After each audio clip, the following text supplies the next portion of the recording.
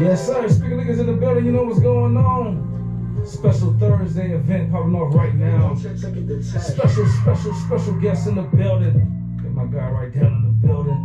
What do we call this segment, Laylo? I mean, I don't know. You already come up with the shit. I don't know. Yeah, this right here is called Talk to Me Thursday. Talk to me Thursday. Talk to me, man. Talk to me. Tell me a lot of things about yourself. This new segment that we came up with when we do interviews on Thursday. So, you know what I mean? Shouts out to everybody that tunes into the show.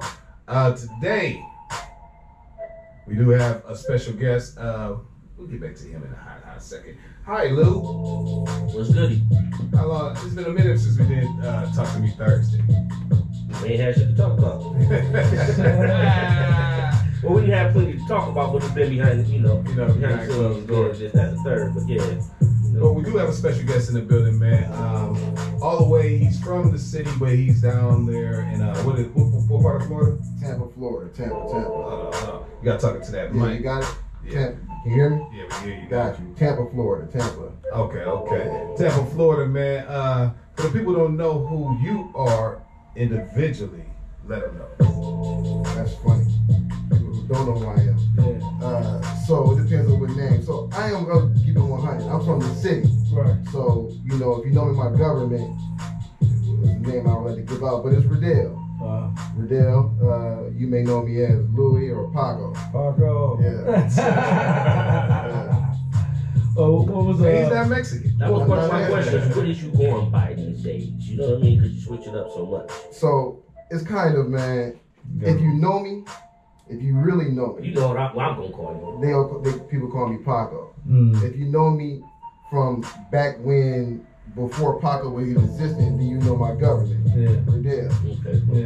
Okay. I don't really like give people a lot of my government name unless you personal or this is business. Yes, sir. So I can decipher when I hear from, hey, Paco! Right. Now, in the back of my mind, I can already say where I know this person from, what area they know me from. Mm-hmm. And if you call me Ridell, it's kind of, Where did you gotta like earn that name though. People don't just call me Ridell, bro. Where did the different names come from, man? Where did the different names originate from? So Paco came from my dude Tyree, rest in peace, man. He so I had a pretty wild childhood, man, and I did like a 6-month bid in Mohican, somewhere like that. Mohican or Maumee, one of them. Right. And I came home, and I just wanted to go out and kick when I came home. My mom was washing clothes, and I ain't had nothing left with this Paco outfit. And I didn't even care. I just wanted to go out. Yeah. I've been locked up for 6 months. I wanted to hit the city. Yeah. Right. So I came out, man, and I was on Grace, and I don't smoke and I don't drink. Yeah. I don't do none of that. So, my partners thought I'm celebrating, and they was drinking and smoking. So Tyree was like, hold on, man. There's like 40 people in this house.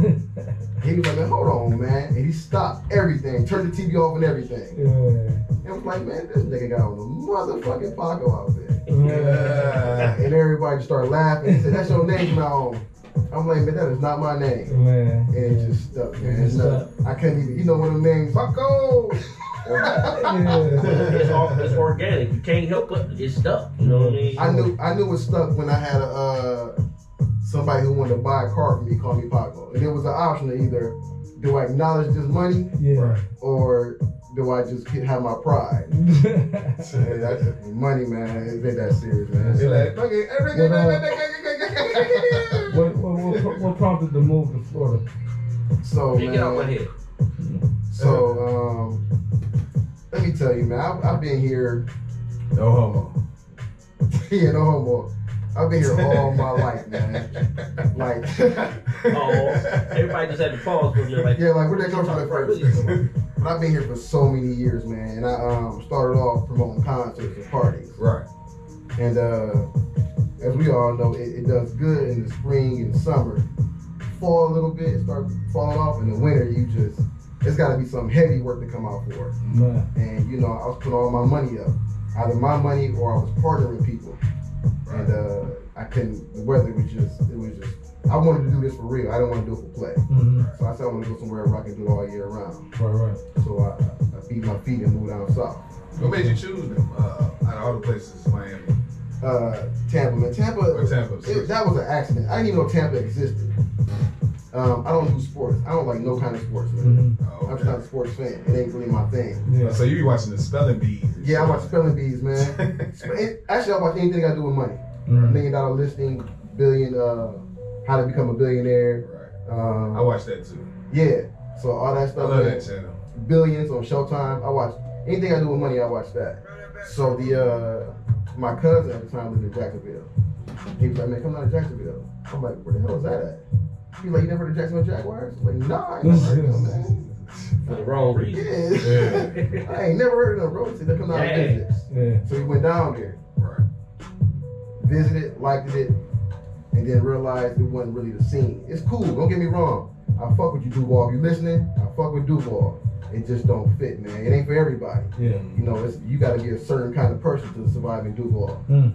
And I know the people. A lot of retirees, right? That's in like Palm Beach and Winter Haven and all that.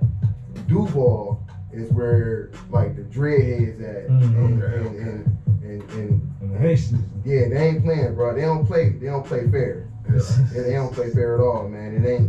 It ain't for the weak-hearted. Mm. So, and I got kids, bro. I ain't come down there to be playing around. Right. So, I said I'm going somewhere else, and we picked Tampa. Okay. Tampa's beautiful, man. Big shout out to Tampa. If you've never been, I suggest you at least try it. Okay. You know, Clearwater's like 45 minutes away. Orlando, an hour and a half. It's beautiful, bro. Okay. It's beautiful. All right. Well, you know something? No. Okay. When he was talking about the whole spelling bee part and all that, everything, and the money, it just brought me back to when I met him. You know what I mean? Mm-hmm. Young dude, Right. super young. Yeah. I was 16. You know what I mean? But he was like on it, like, you know what I mean? Like 15 calls a day. Where that drive come from back then? So, you know, I left, you know, young out the house. I was 16 when I moved out of my mom's house. Right. And I was in the streets, man. And I caught a couple of cases, like I said, I did that a little bit. And, you know, you get tired of doing time before they got tired of giving it to you. Mm-hmm. True. So, you know, I knew it was only two ways out of this. You know, for those, again, you know, people try to dig up your past, like, he ain't never been that dude. I ain't never said I was that dude. But I'm definitely not that dude. Mm-hmm. It's only two ways out of this. You know, if I got to choose between me and you, I'm definitely going to choose me. Mm-hmm. Right. So, before I had to make a decision like that, I knew it was another way out. Mm-hmm. And I said, I don't know what it is. I'm 16. What I'm going to do? And I just happened to be watching this documentary on Russell Simmons. Mm-hmm. And Russell was like, man, you know, I started off being a promoter with my brother, Run DMC. I'm like, a promoter? What is that? Yeah. So I Googled it. About 4 or 5 months, did my research on it. I'm like, I want to do that. So the first group I reached out to was Jagged Edge. The very first group. Right. And at the time, you know, I don't know. I'm just not getting my feet wet. They're like, yeah, we do it for $12,000 concert. I'm like, $12,000? This kind of numbers they want? Mm-hmm. I'm like, hold on, I ain't ready for this yet. So I said, I got some more experience in it. I said, I need to get with somebody who really do this and I can learn how to move it. Right. So I ran to my dude Mead. Shout out to Mead. Right. Mead's like, I'm with this record label called Comedian Records. Right. I'm like, well, who's running it? Who do I talk to about that? So that's when he introduced me to Lou. And Lou and what's the other guy? Drake. And I ain't gonna lie, they was, you know, I don't know if anybody know their history, but they was killing it. They was committing cars and hydraulics. Yeah, they had it going. Yeah, they was doing their one too. And I was like, man, I want to be with the squad. I want to see how do I learn how to market this. Right. I know I can sell anything. If the product is good, I can have somebody buy it, no matter what it is. Mm-hmm. I just gotta let people know about it and they'll taste it. Right. So Lou was like, man, hold on, man, you might be too much for what we trying to do. I got another guy for you. I'm like, no, I want to be here. And I'm so Akron, bro. I'm gonna be honest, I'm so Akron. And he was like, I gotta die in Cleveland. I'm like, in Cleveland? I ain't rocking no way out of Cleveland. He's like, no, I'm telling you. His name was Quincy. Quincy really, he put me in the game, he put us in the game, and this is what he do. Right. So Quincy, he introduced me to Quincy. First thing Quincy had me do was pass out flyers for a Cash Money concert. And I didn't have no car at the time. So I was catching the bus. Shout out to Quincy. People don't even know that. Yeah. He big Hef, man. AKA Hef, no. Yeah. People don't even know that I was catching the bus from Cleveland, from Akron to Cleveland every day. And at the time, Q stayed at the airport. Right. So I was spending the night. He didn't even know I was catching the bus. I never told nobody. My hustle is my hustle, bro. I don't want no sympathy. If I made a decision, I'm pulling the trigger on it. Right. So Q didn't know I was catching the bus. And then he found out I was catching the bus. He had me spend the night when I came up there. And he got boxes and flyers and plaques. He just had all kinds of crazy stuff. And we just grew, him and I. And he said, man, you get a couple of dollars, why don't you do your first concert? So I did my first concert with OG Ron C at Peabody's. Okay. At Peabody's. And he just grew from there. Peabody still open? No, man. Not even there no more. No, man. I rode by there on one of my trips back up there. It ain't even there no more, man. Wow. Yeah. It's a legendary spot. It is, You man. can still get a lot of references to this day. You know what I mean? Peabody started a lot of people's careers. It did. Machine Gun Kelly. Yeah. I remember we did a little flipping Jay-Z concert there, me and Quincy. And Jay, this was for Jay was Jay. And Jay missed it. It was Sean, man. Yeah, he was Sean. It wasn't no S. Card or none of that. And he I don't know if he missed his flight or what happened. But he was supposed to come in before Opal. He was supposed to come in after, the flip, or they won't flip. Yeah. And something happened, man, with the flights where Flip wind up performing. No, Jay wound up performing first. And Flip was like, okay, cool, I'll go after Jay, dang. So in his mind, he was headlining. Yeah. So Jay performed first, and then Flip came, and it was like an awkward thing. So people came from, people know how it's supposed to go when you got headliners. Right. So people showed up, and Jay was kind of mad because they thought he was gonna be on last, and he came first. Yeah. So yeah, Peabody was the spot back then. Yeah. For sure. Well, we gonna get back into some music real fast, man. We'll be right back with my man, Ridell, man. We're gonna get into the business part of it and everything like that. Shouts out to Trash Generations, man. Shouts out to Beam Centauri. Shout out to Cavassier. We drinking that on the table right now, baby. Let's get into a song real fast. We'll be right back with you after that. Yeah, there. Speakers in the building. You know what's going on. Let's talk to me Thursday. Special guest in the building. We're right now. We're doing business, right? It's a business. It's a business. Okay, it's a business. All right. Yeah. Speaking of business, you have had numerous ventures. Correct. In your business lifetime. What was your first particular real business, LLC, and everything you ready? So the promotions, right? I incorporated when you start off, man, this would be crazy. I incorporated my LLC was My Method of Madness Entertainment. My Method of Madness. Sheesh. MMM. Yeah. I was the first. I was the first. Yeah. I just didn't have a Maybach with it. Yeah. But dude, that was so long. It was so long. Right. And you learn these things as you do business that simple is best. Yeah. And I said, man, I can't use that. So I dumbed it down. And when I dumbed it down, this when what is Pharrell's calling line? Billionaire Boys Club. Yeah, when he had Billionaires Boys Club, everybody wanted to be part of some type of clique or organization. Mm-hmm. So I said, Didn't he have another one too? Babes, that was somebody else's, but he partnered with that. Babes and Apes. Okay. So I started another company, and it's still active to this day. It's called Encore Club Management. Yeah. So Encore Club Management owns all my ventures. Okay. That business owns everything I do. Okay. So that's the original. But let me ask you a question though. When was the last time you worked at a government job? You're right. Okay, look, man. It's not that damn funny. Nah, because let me tell you, man, right? So I am, again, y'all know I'm from the city, man. And when you are at a certain status in life, image is everything. Right. So, I thought I would never work a government job because I knew I was at that status. People know me, and if you work a regular job, it depends on what kind of job, and people look at you crazy. You had no Mickey, Siggy D's, correct, Burger King. So you didn't expect them to respect you as this promoter. Correct. Yeah. It's just a facade. Artist, because you was an artist. Conflict. Right? No, I ain't never. been an artist. I don't have no bars. Okay. I'm not even gonna pretend like I am. No. So when I moved to Tampa, man, right, nobody knew me there. Mm-hmm. And I left with a couple dollars. but I didn't want to spend it because you just never know what a rainy day gonna be like. And I was determined not to come back. You know, you gotta have that face where don't nobody. Man, you can't leave and come back. Yeah. You can't. Oh, I knew he wasn't gonna. That leave. nigga fell off. Yeah. In game, man. So I got a job, bro. I got a job. And guess what? Mickey D. Right. I work at McDonald's, bro, and I took that job, swallowed my pride. My first check, 2 weeks, $200. I said, man, listen, bro, I ain't even built like this. I ain't even built like this, bro. I can't. But I mean, no, before you get there, how many hours you put in?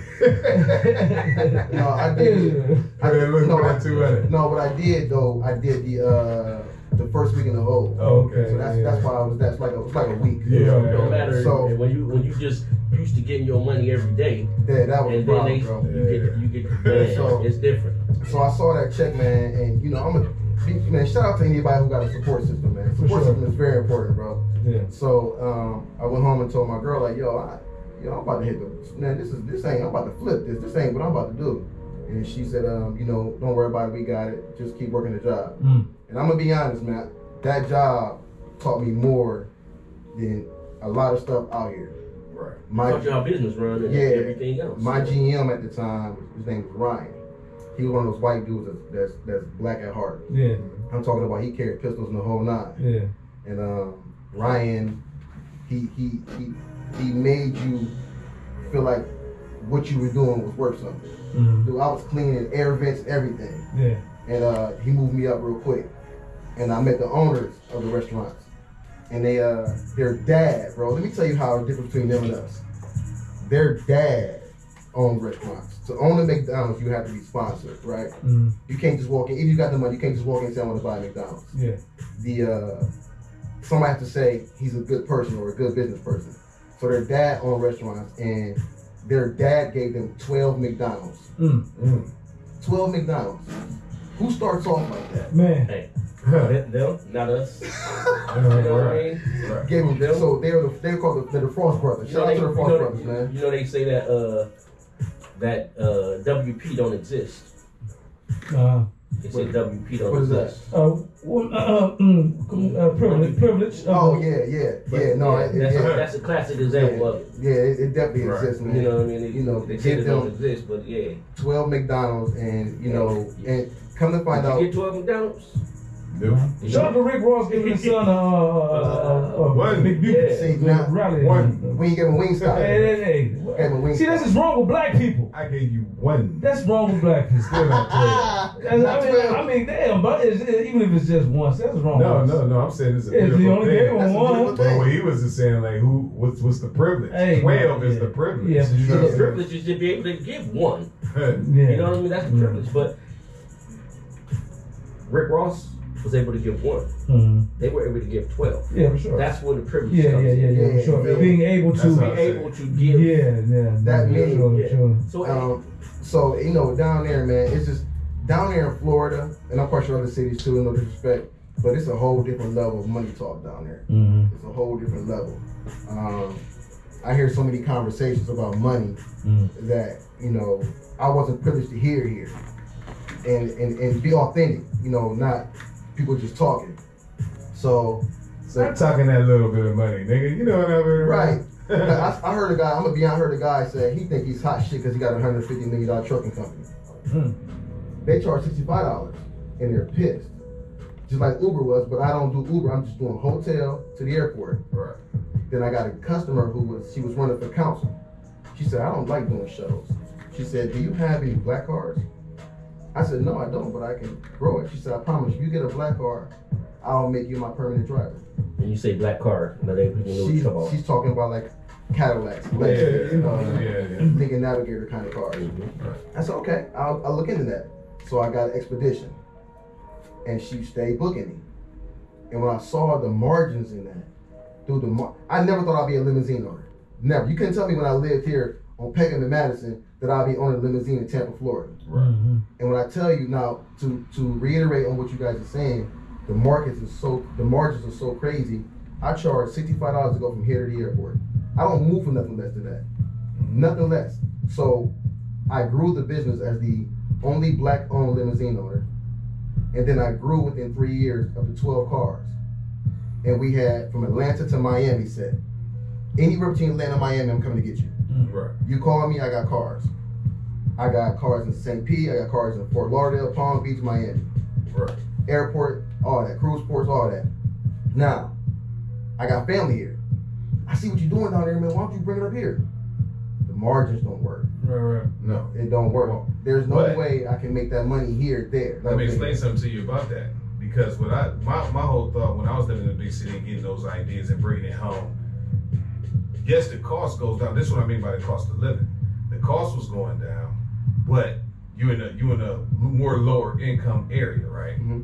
So you had to, if you're living here, now where it don't make sense if you're living in Florida and running to here, it don't make sense. Right. But if you're living here, that will be enough money to cover you in living in this particular area. Yes. That's what I'm saying. That's true. You see what I'm saying? If you had that business here, the demand is not here, and then they don't want to pay the fee either. Is what I was saying. But he would end up lowering his fees, adjusting to the cost of living. Mm-hmm. You see what I'm saying? Even if you just adjust the fees, the demand is not here. So now, so hold on. I'm gonna reiterate it again. You got party buses. Last You night, might change your business a little bit. I attended an event at Spectrum. Spectrum had a private Right. event because I run TV ads. So they had a special event for people who run ads. And there was 2 people in the building, 2 black-owned businesses in the building, myself and a limousine owner. Right. He's from Cleveland. And we talked, and of course, you know, he didn't know I really owned limousine, so I spoke Right. limousine lingo. Right. Like asked about black lane and ground link. He was like, oh, okay, you gotta be official if you know about that. Mm-hmm. You know, hack license and all that. So he said, even in Cleveland, he went from 5 cars to 3. Because of COVID, there's the demand is there. Yeah, but you got to think about it, just like you said, because of COVID. Now, if COVID didn't hit, he would still have 5 cars. That's possible. You see what I'm saying? Yeah. It's because of COVID. Everybody lost that COVID. Yeah. You know what I mean? That's idealistic. But like I said, for his cost of living, it's still enough to take care of his family. Like, if I go to Florida, my prices go up because I'm trying to adjust to the cost of living because you're making more. You're making $30 an hour and shit like that. Correct. Or as opposed to here, if I'm making 15, I got to adjust to the cost of living here. So I might charge less, but a house don't cost, like a house here, $700.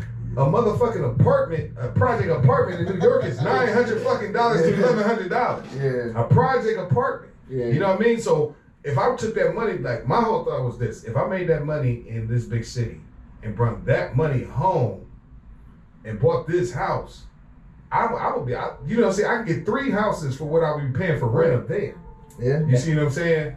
And that's what I was looking at. Yeah. Right. But let's not get off to this off the Yeah, subject. I think I know. Yeah, we got into some business. Yeah, we talk business all day. Yeah. I'm big on that, and then like that's the main thing with the music and everything. That's why it was brought up. Like different markets, you can get different stuff, but even with the demand, sometimes you have. I'm telling these artists, you can be the shit here.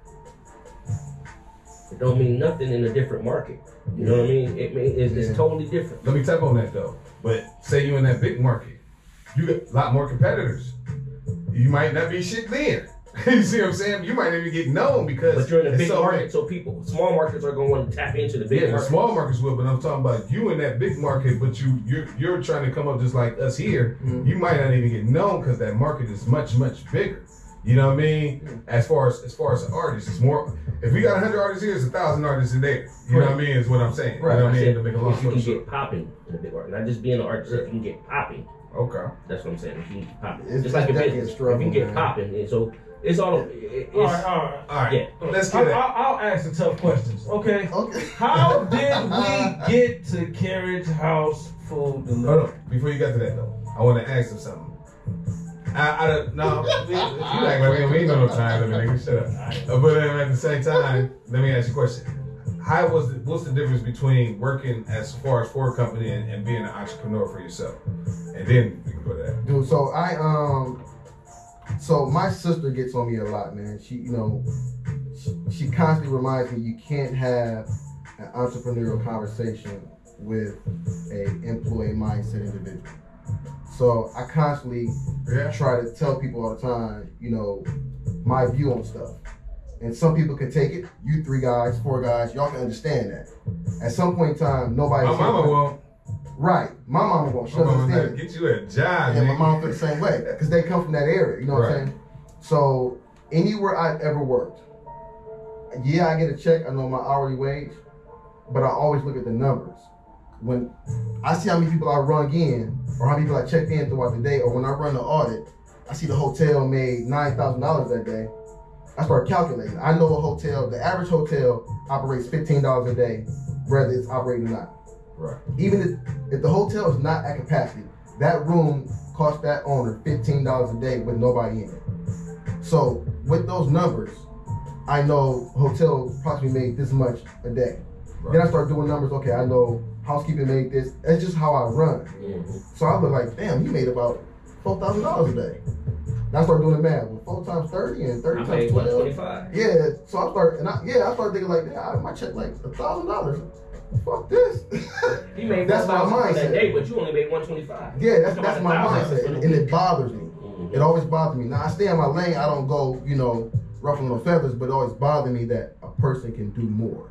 There's always more you can do if you think more. I just don't. I'm never comfortable with just working for somebody else and just sitting there until I retire. Right. I can't. I just not. That's not. No disrespect to anybody who's doing it. It's just not for me. Right. One Not thing for me either. it's not for a lot of people. It's not. Like I tell them every time, I had great jobs. You know what I mean? When I was working in the field or something like that, I had great jobs, but I was beating on the table writing raps. You know what I mean? I've always, you know what I mean, top of my class in sales, all kind of things. But I didn't want to do that. You know what I mean? There's a statement that says, when you do what you love, it's not work. Right. I've seen you do shows as a host for little or nothing. I've seen you do shows as a host for a lot of money. It's not about the money. He loves doing what he does. He loves on stage, rocking the mic and making sure the crowd have a good time. I know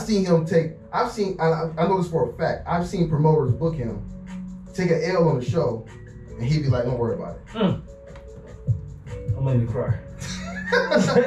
Because That's not business. it's not business, but it's the passion. It's the passion that he loves. You know what I'm saying? So what love is like, I know he went on like motherfucker. No, he really is. We've all done that. No, We've all done We've that. all done that. It's more, for me, it's more of, I feel like maybe I didn't do my job all the way. So, at the end of the day, I feel like we losing together. Even though, you know what I mean?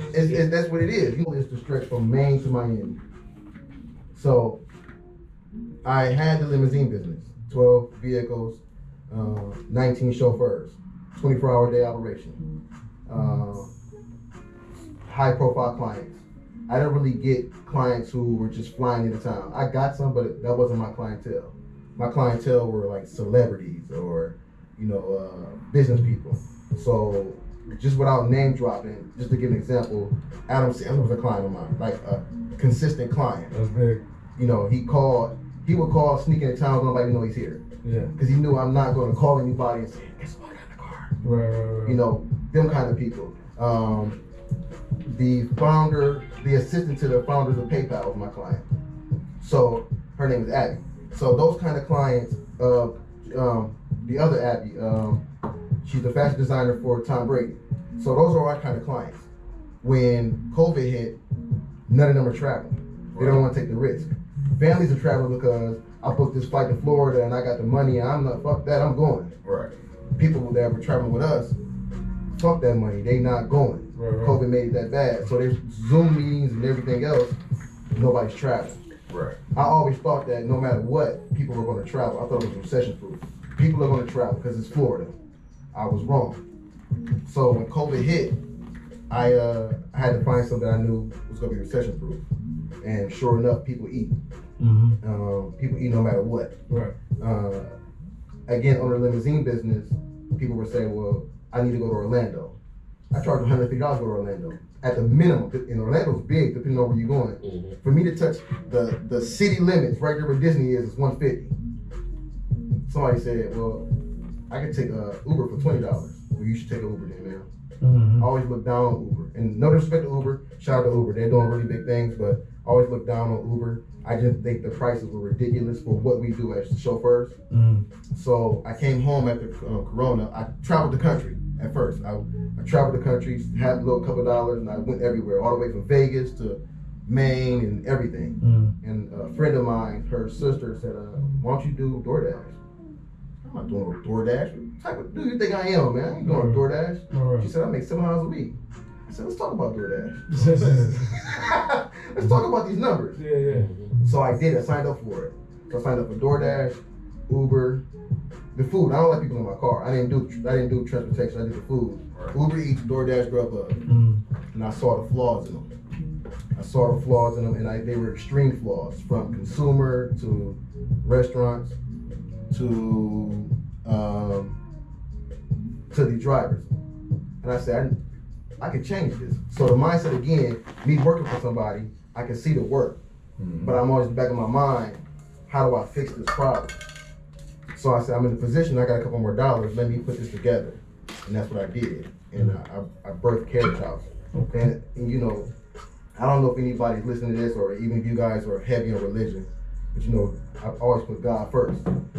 So, and I believe that it's crazy how God will show you things that nobody else sees. So there's a term that I live by. Actually, my cousin I live by. God gave you the vision. Right. When I met you, Influencer. if you're not doing what you're doing correctly, then my job is to coach you. I'm not here to tell you what to do. We're all grown men. I can't tell you to do anything. That's just, I mean, even my employees, I can't tell you to do nothing. It's just not, I can ask you, hey, that the navigator needs to be cleaned out. Make sure you can grab it. Make sure you clean it out before you pick up this guest. Make sure you be there at 4:30. I can't tell you to do anything. I'm not your parent. Because you take my navigator and go the fuck home. And that's a different situation, I guide your career.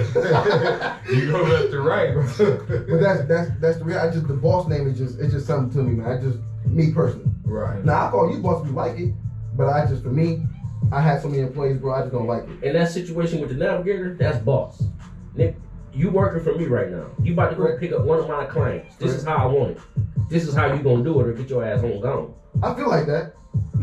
I ultimately feel like that. He's just trying to make the employee feel comfortable. Yeah, but ultimately I feel like that. I even feel like, even if I was a rapper or whatever the fuck, I never really felt the word fan. It was more like I'm a supporter. You know what I'm saying? It just rubbed me. Just kind of way. Making me feel like I'm too more than what I actually am. You know what I'm saying? I'm just me. You feel me? And you got posters on your wall and you pass out every time you see me. That's a fan. But no, I'm supporting the posters I paid for. Yeah. I run up to you and ask you to sign this poster. As a serial entrepreneur, and you got the Carriage House going on, is this something that you're 100% dedicated to, or do you still have other things brewing in the back of your head that I still got to get this off? I am 10 toes with this. Okay. I'm 10 toes with this until I get a certain cap, and you got to throw a fishing net out there. Right. You can do one thing, which is fine. Some people just do that and focus on that. But Elon Musk ain't just focused on Tesla. He got like 3-4 ventures. It is not necessarily that one will collapse. That's just an if. Well, I think that's the question he asked you. Do you have other ventures outside of this one? Nope. For right now, this is it. Right now. For the consumer, I'm hungry. I'm at home. My car broke down. I want to order some food. Correct. What do I choose? How do I choose Carriage House over DoorDash or Uber Eats? What separates you from other companies? Ooh, that's a good one. Okay.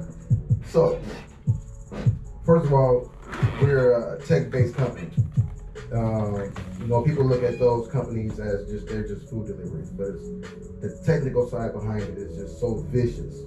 That's the part that you don't see. Even now, I can run my whole operation literally from all those cities from my phone. Right. That's tech. What separates us is what we deliver and how we deliver. People like me chewing on my food when I order it, because I done heard all types of Uber Eats. Stick your finger in the French fries. People getting a sandwich half eaten and all types of stuff. I done heard that mess. Some of that stuff just be some. I think it is a lot of lies. People just want attention. Yeah, or they want a refund or a discount. So that's matter of fact. That's one of the things that we do different. DoorDash has a policy where if you complain about an order, if you just complain about it, they'll send you another order. So, which is a problem. it's good for you as a consumer because you on a date, you order Red Lobster, you order the most expensive shit. You complain, you get to order again. Now you and your girl eat for free. Right. Which it looks good for you. But what you don't know is how that damages Trey food. They give you a 3-strike minimum. Trey gave you the food. Trey on his 2nd strike. You did that, now he got his 3rd strike for nothing, now he fired.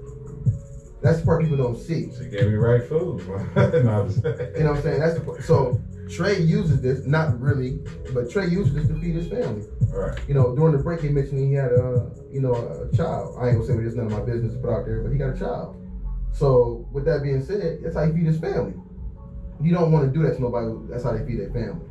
You know what I'm saying? And we're strangers when you deliver the food. They don't care if we live or die, but at the same time, he cared, and he got fired for no reason. So what's your policy? So our policy is, we have a policy where we review customers.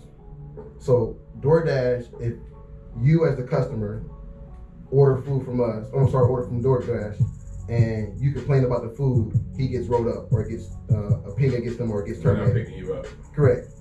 Our policy is, if we have a history of saying this, we can write, the couriers can write feedback upon you, and we can deactivate you. We don't want that kind of customer. For me, it's not about the money. So let me ask you a question. Good customers. Let me ask you a question on that. So all employees ain't great. Correct.